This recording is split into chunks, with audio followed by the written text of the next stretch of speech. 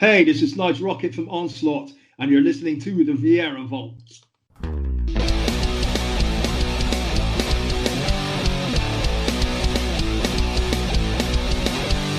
Grab a jam, a swim, this is down. It's my podcast. This guy's insane. Rock your brain. It's just a sound. It's the Viera Vault.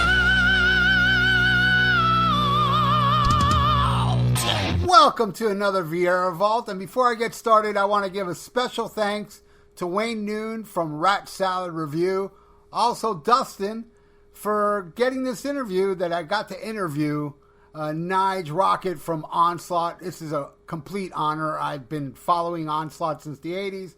I own all their albums, and their new one is amazing. I gotta say, it is the best album of 2020 that I've heard so far. And I did this interview like a week or so ago, and I wanted to wait till the album was released to air this episode because in the description below, I am going to give you the link or links to order yours. And trust me, it's awesome. And there will be a song from the new Onslaught album in the vault later on in the show. So this is a really great interview, a really cool guy, and it was just an honor, man, to get to interview him. And you'll find out how offhandedly he's the one that inspired for me to get into the music biz or get into a band. Yes, he inspired, without even knowing it, Thrash or Die. And I explained that in the interview. So let's get it going. This is Nige Rockett from Onslaught. Hi, I have with me Nige from Onslaught. How you doing, Nige? I'm good, Rolf. And you, man? I'm doing great. I really appreciate you taking the time to do my show. And I was sent an advanced copy of the new album, and I got to tell you, I am completely floored how amazing it is. Thank you, sir. Thank you very much. I have been following you guys all the way down, to the Force and, the 80s. But before we start, because I want to get right into the new album, I just got to let you know that you are responsible for my musical career. How's that? Please explain. Okay. And I was 42 years old. I'm 55 now. I've always been, a heavy metal, headbanger, but I've never, was enticed to start a band. And in 2007, I believe, my friend said he wanted to start a thrash band. And I said, hey, that's fine. He just wanted to find members. I said, okay, cool. And soon after that, I went to a record store and I bought Killing Piece. I had no idea you guys were back. I was like, oh, wow, new Onslaught, Cool. And when I was driving home and I heard Psy scream, spitting blood in the face of God, I said, I think I can do this. And we formed a band called Thrash or Die. We have toured the world, and we released 2 albums, and I want to thank you for that, because it was because of that album it got me started. Very cool indeed.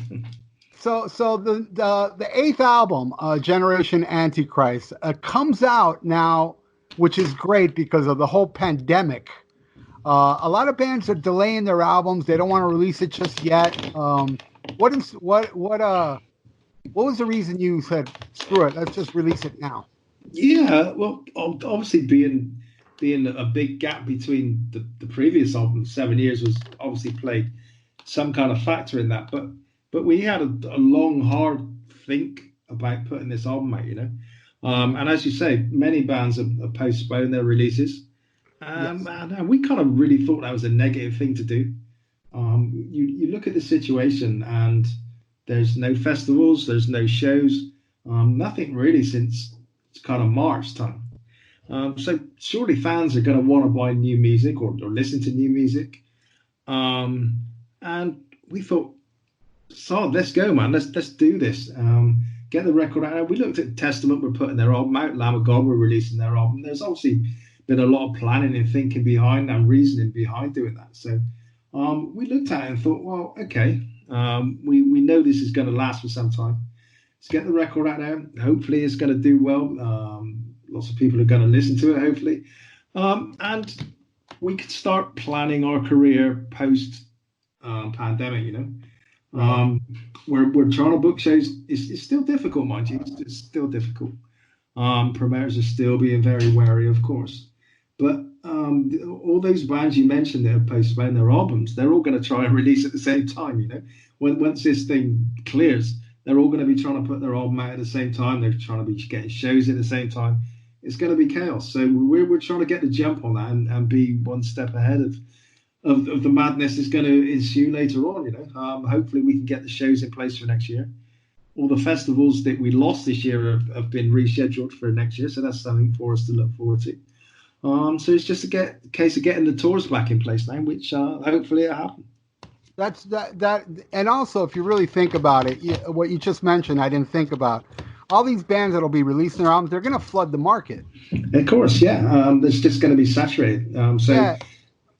And having you release it now, including myself, a lot of people are in lockdown, and it'll be, I think, because, you already have a Religious Suicide out on YouTube. Amazing song, by the way. And a video for Bow Down to the Clowns.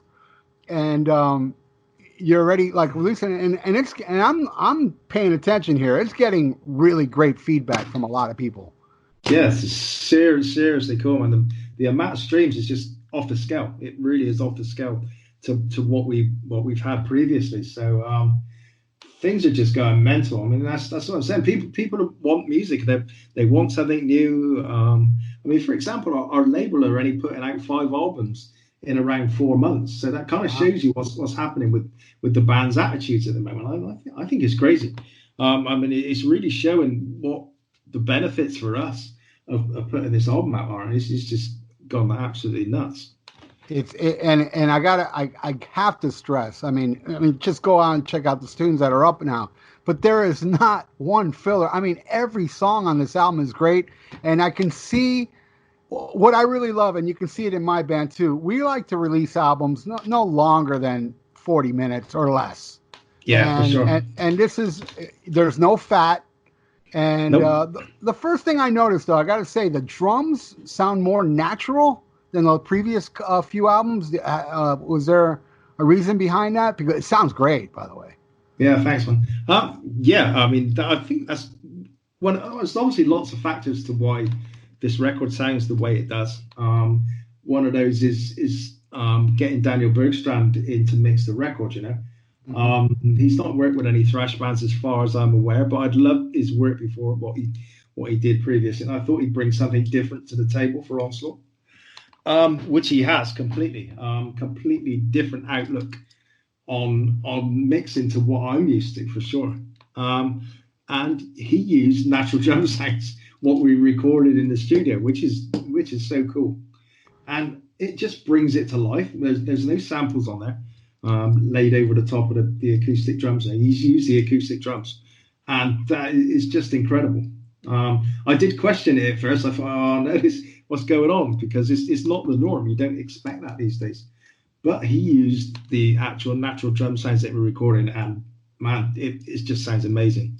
It does. It really does. I mean, it came out, when the first time. See, I was just sent this a couple days ago. I got an advanced copy, and usually what I do is I study albums. This is an album that I didn't really. I mean, I listened to it one time. I was like, I have to listen to this again. It wasn't really a study. It was more of a pleasure to listen to this, because there's not.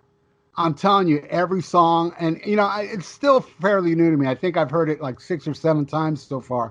And I'll tell you, the songs that really, really like at this early listening is "Bow Down to Clown," the title track, "All See and I," and "Addicted to the Smell of Death at the Moment." That's my favorite one. I mean, there's something about that song.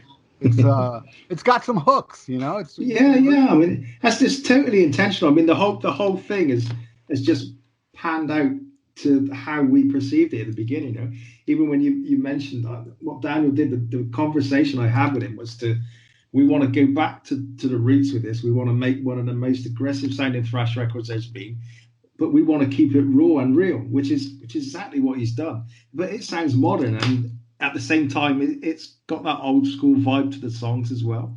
So yeah, I mean, as you said earlier, to be over 40 minutes for an album for me is nah. I don't want Yeah. that. I just want an album that, however short it is, it hits you in the face and you don't forget it. I mean, Exactly. And I that's I think everybody that listens to this, they're gonna be that there's no fat. It's no, just pure exactly that. aggression throughout it. And I want to touch upon the first single, "Religious Suicide." Did this cause some controversy? Slightly. Yeah, yeah. Well, YouTube banned any kind of promotion on the video.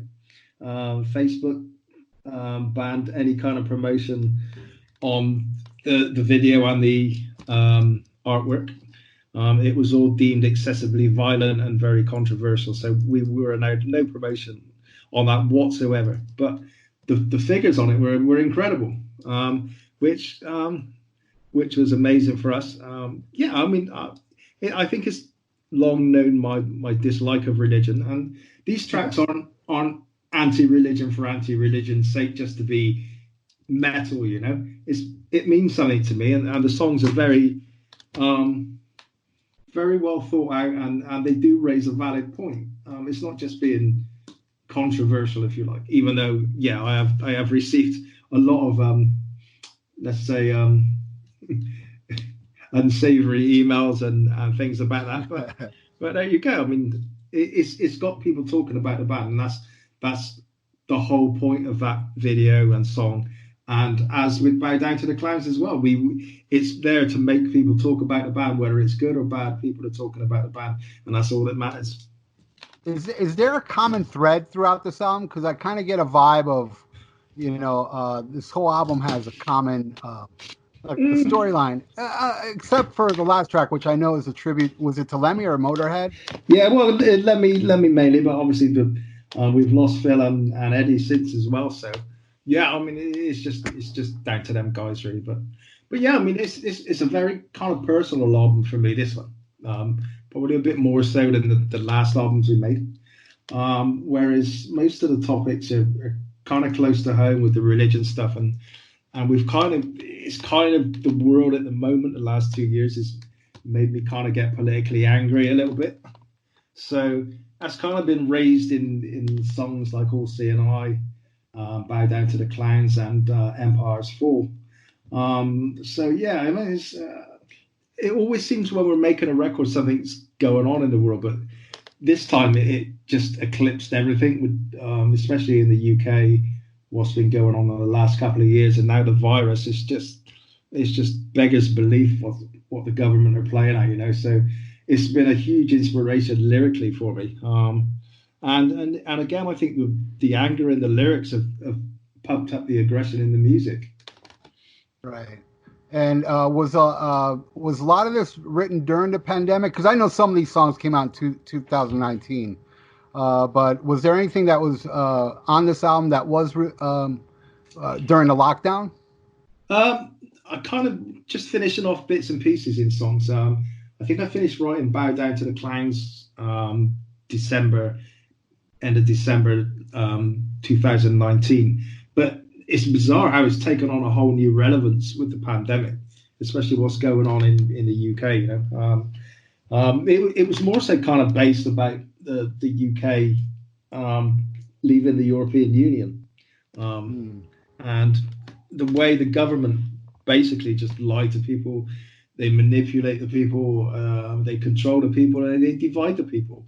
And then the pandemic comes along, and it just seems to make their situation even worse. They just seem to do it even more, and it's just the country is just so divided at the moment here, and they're just walking over everybody, and they just, I don't know, it's just outrageous. It really is, and it just makes me so angry.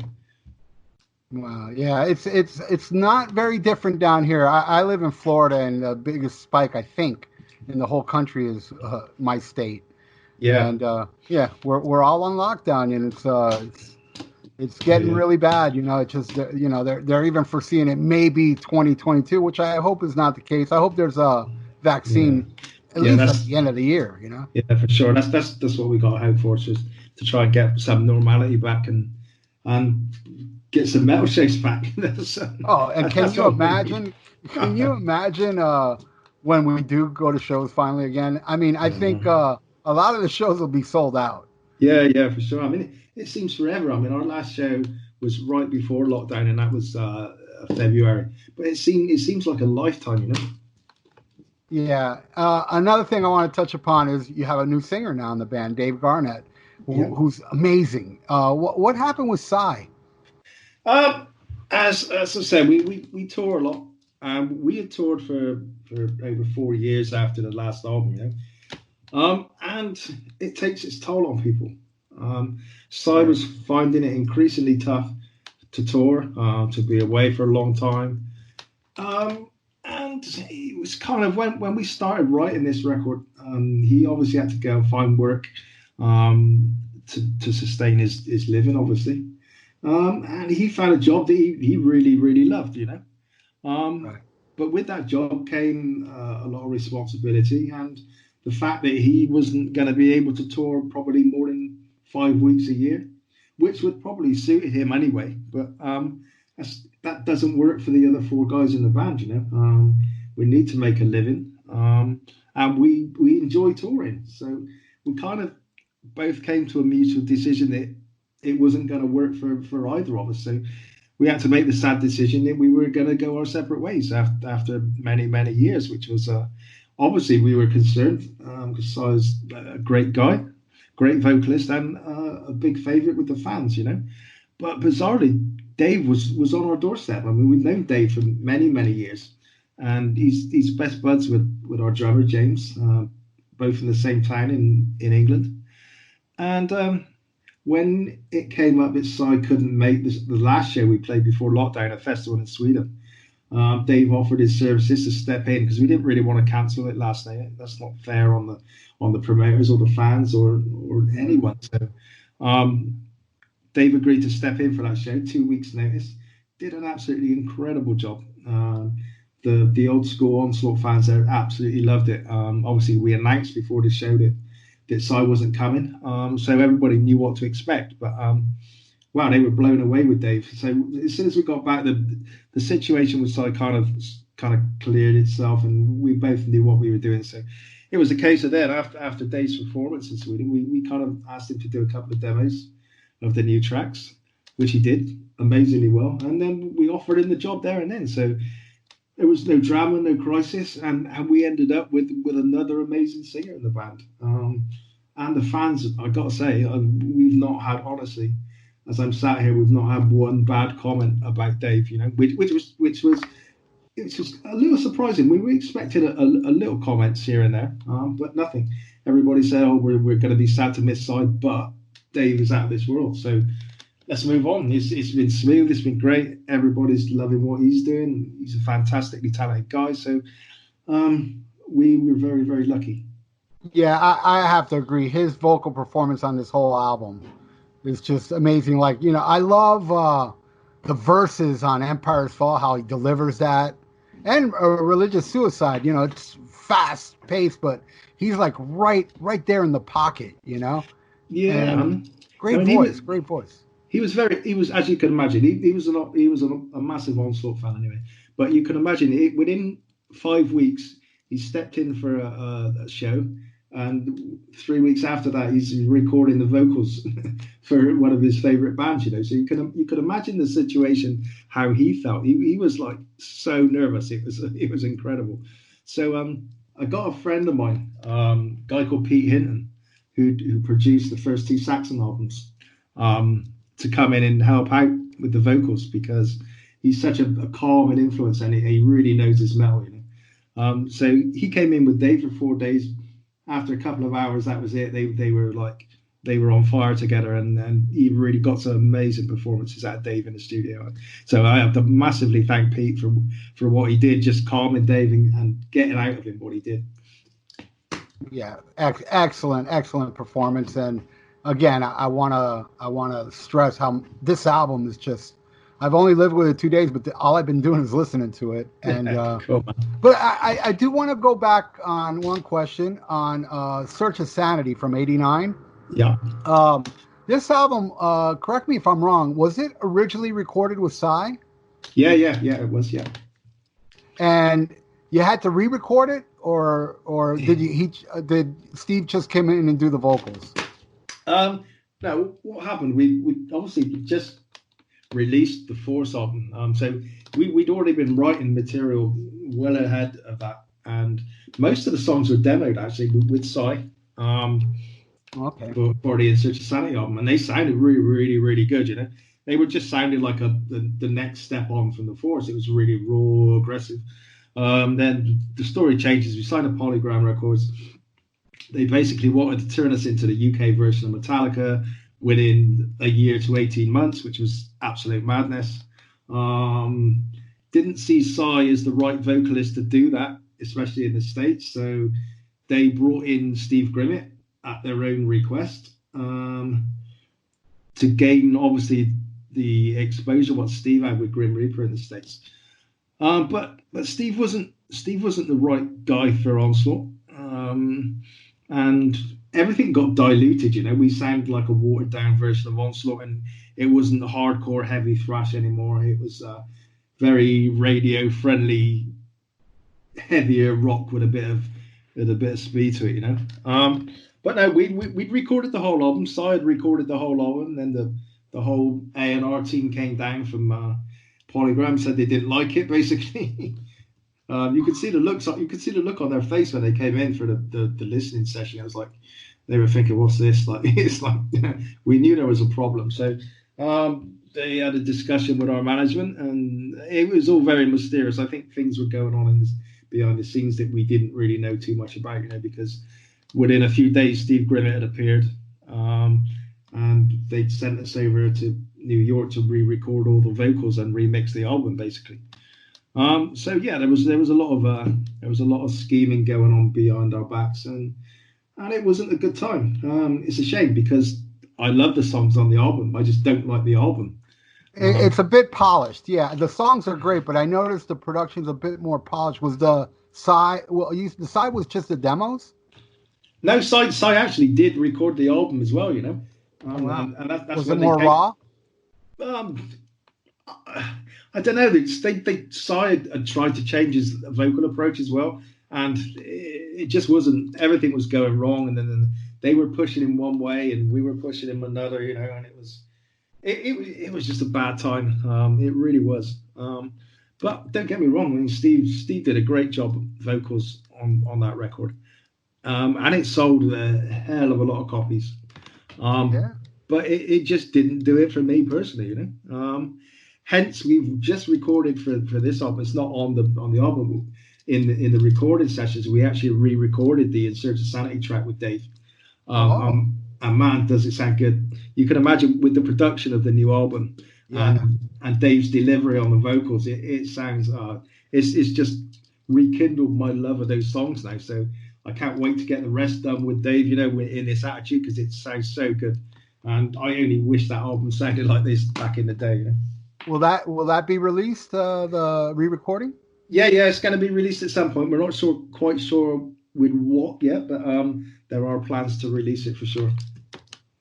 That's great. And then from 1989, Search Society, there was no Onslaught till 2007. Did that have a lot to do with the major record company and the dissolution of the record business? Yeah, really, pretty much for me. Yeah, we had some. All our control was taken away, you know, and for the fun we'd had from like 1982, 83 up till that point, it was an amazing career.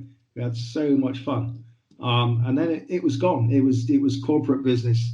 And it wasn't. It was just horrible. You know, they tried to make us look a certain way, sound a certain way, and all the fun was gone. You know, and we just didn't enjoy it anymore. And it became a chore to do it rather than get up every day and be in a band, which used to be great. It wasn't any good. So we ended up splitting because of that. Obviously, the emergence of grunge came along, which didn't help. Right. But that was the catalyst of Onslaught splitting the whole scenario with Polygram, really. So what happened in the mid 2000s that you brought Onslaught back? Um, well, I haven't picked up a guitar for 10 years, and Ooh. no interest in it whatsoever. I can't. I was listening to music, listening to metal stuff, but I just no interest in playing it. I didn't think we'd ever kind of do this ever again, you know. Then I was chatting to Steve Grice, who's our drummer, obviously, and somebody had contacted him saying about the Power from Hell and the Force albums have been re-released in 2002. Now we knew nothing about this. We didn't really keep our ear to the ground on all the past Onslaught stuff. There was kind of no need to. But okay, somebody said 2 albums released. We better check it out because obviously somebody owes us some royalty somewhere.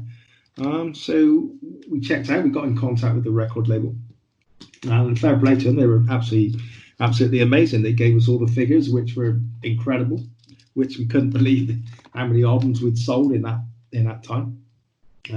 Paid us all the royalties, which was amazing. And then that was the kind of the burner to get Onslaught back together because we started to look at the internet then and see that people were talking about the band once more.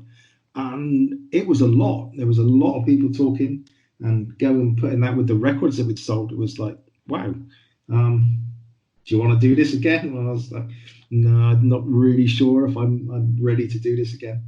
So went on a couple of months and then talking, and yeah, okay, let's do this. So a few rehearsals, a few bad rehearsals, I would say, after 10 years. Right. And we got our stuff together, and that, funnily enough, the label who put those albums out 2002 offered us a record deal for Kill in Peace, which was Candlelight Records at the time. So everything fell into place, and here we are now. That's great. And ever since there has been some gaps, but one thing I noticed about Onslaught, every Onslaught record, really, they sound different, but yet it still has that Onslaught vibe. Would you agree with that? Yeah, for sure. I mean, I'm always a massive believer that one record shouldn't sound like its predecessor. I don't see the point of making 2 albums that sound the same. I think you're cheating yourself and you're cheating your fans if you kind of just keep churning out the same album over and over again. Which is why we like to use different producers to make the record sound different. And the reason we asked Daniel Bergstrand to mix this album, to bring in a whole new influence to make sure this record sounded completely different again, So, yeah, I mean, it's a conscious effort that we do that, and I think it's paid us dividends, I mean, I've there's not one apart from the Sanity album. I think I love every album, but we will put that one right one day eventually. Oh, the whole album? Yeah, that is my plan. That is my aim, because I really, as I said, I really do like that album, and I think it's got so much potential to sound really, really good. Once you hear the Sanity thing, you will understand how the rest of it can go, because I'm really blown away with the job on Sanity. It's incredible. That's great. Well, Nige, I can't thank you enough. I've been a longtime fan of yours, and I really appreciate your time to do my podcast. And best of luck. And just to let everybody know, on August 7th, it's going to be released on AFM Records. Do you have anywhere, do you know where people can, is it already on pre-order? Yeah, I think it's on pre-order on Amazon already. I'm just waiting for the US links to come through, where you can pick up everything. But I know it's on Amazon.com, so you can get it easily enough in the States for sure. That's great, man. Thank you so much for your time, and best of luck. And if any indication of what I've heard, I think it's going to be I don't know, like a game changer for you guys if it just connects with everybody. It's how it's supposed to. Well, I hope so, mate. It's really gaining some interest in the States, which is very important. So we're hoping our plans work, and it could be, as you said, a game changer for us. I really do hope that. So it's been a pleasure talking to you, Rob. It has been a pleasure. Thank you so much. What an honor. And again, a special thanks to Wayne Noon from Rat Salad Network for hooking this up. And he also carries the Viera Vault, the Rat Salad Network. Also, Dustin And of course, Nige Rockett from Onslaught. The new album is amazing. I did this interview a week or so ago, and I wanted to wait till the album was out because in the description below, I put links how to get this new album, Generation Antichrist. And you want to hear something from it? Then follow me into the vault.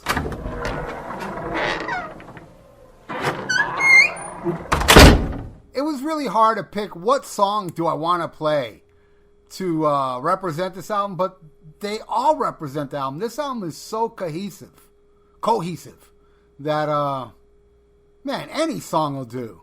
So I figure, you know what, I'm going to go with the controversial one. That's pretty blasphemous if you're religious. Turn this up.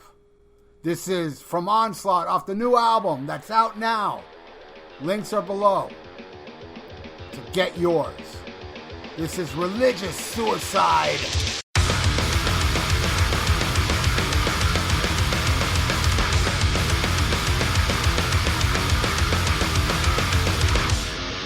Desolation, kiss of death, heaven never will stand. Government taking silence, brothers to the end. Slave into the book of lies, fighting the disease. Praying for the son of time, crawling on his knees. Why to be the king of kings, wanting for the poor. Disciples at the head of my own to war. Killing in the name of God, hallowed be thy name. Claiming no hypocrisy, crucified in shame. Sacraments or sacrifice. Antichrist or Antichrist. Hanging on a holy cross, judicious parasites. Religion takes it up the ass, it's Jesus fucking Christ.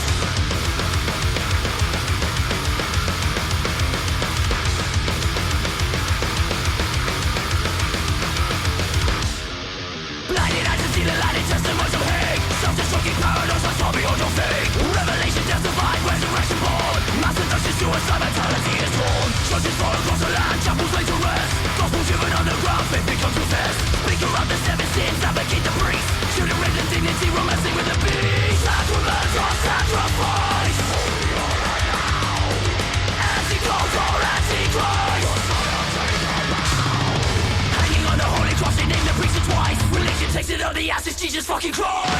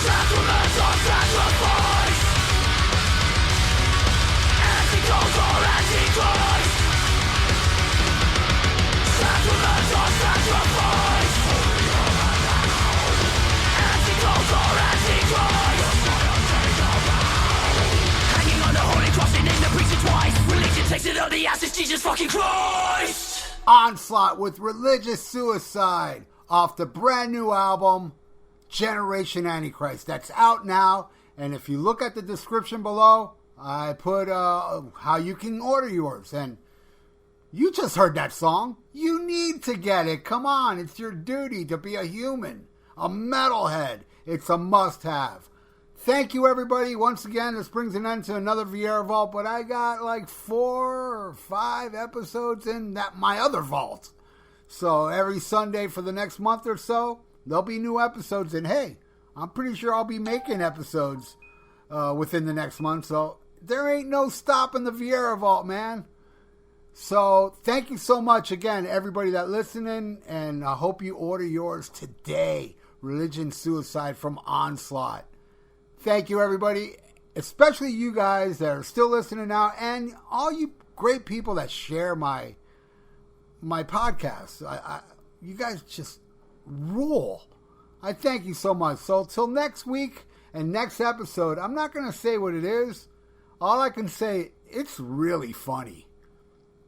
It's a top 20 of an artist, but you're going to have to wait till next Sunday to find out who that artist is.